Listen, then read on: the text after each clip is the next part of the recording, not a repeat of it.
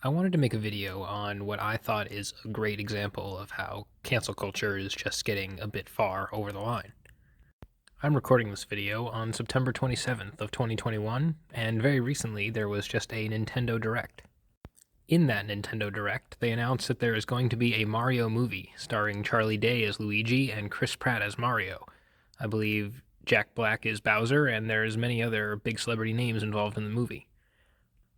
Now, because Chris Pratt got cast as Mario, effectively the biggest character in a Mario movie, people on social media, especially Twitter, could not help but bring up his past controversies.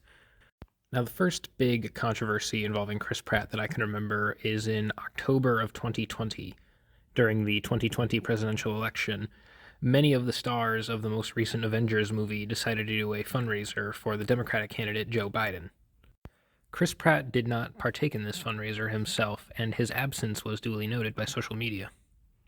As a result of him not taking part in a Democratic fundraiser, many people kind of just assumed that he was a Republican, given that he also belongs to a very Christian church. Now, as far as I'm aware, Chris Pratt has never condemned or supported any political candidate in recent memory. For the people of Twitter, this is not good enough, though. Many of them have a "you're either with us or against us" attitude, and him not directly coming out on their side made him effectively an enemy. So now, despite not having said or done anything, Chris Pratt is effectively perceived by many people on social media as being a right-wing or MAGA person. From this, it's not hard to figure out why there was controversy around him being cast as Mario.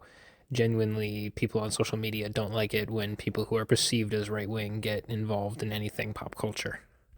Chris Pratt isn't really even a confirmed right-winger, but just the general perception of him being right-wing means to some people he needs to be, in effect, cast out from pop culture. That as long as he holds certain views or associates with people who hold certain views, he should not be allowed.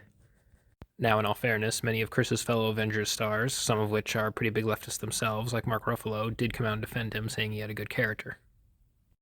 Though personally, I think they recognize this because they're not insane, and they recognize that he's just trying not to be involved, and random people on social media are trying to get him involved in controversies he wants no part of. And that's part of where I'm seeing the really big problem with the cancel culture attitude is starting to shift with the "you're either with us or against us" attitude, and this is a very dangerous combination. Now, I completely understand why many left-wing people hold these views, because genuinely they see the right-wing people as very bad people. So, why would you ever care about what people you consider awful think about? They're bad and you just want them to go away. This is why when people see that Chris Pratt is cast in a position, they will ask for it to be recast or for it to be boycotted. Some have this general perception that if he is accepted, then any of the views that it is implied he associates with are therefore also acceptable.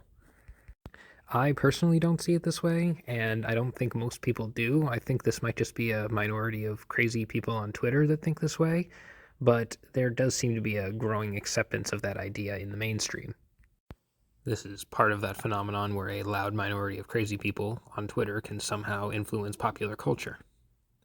Unfortunately, I don't see us getting away from this trend anytime soon, so I'm sure it's only a matter of time till Chris Pratt gets actually canceled, in which case he'll lose some job or position just because of people on Twitter. That's pretty much all I had to say. I just think this most recent Chris Pratt incident is another example of how increasingly in our culture nowadays, people just don't want anyone even perceived as right-wing to be involved with anything mainstream. And I think that's going to be a dangerous path that's only going to further divide our country. It's especially worrying because Chris specifically does not get involved in politics, and it's getting to the point where not getting involved is taking the enemy side to some people.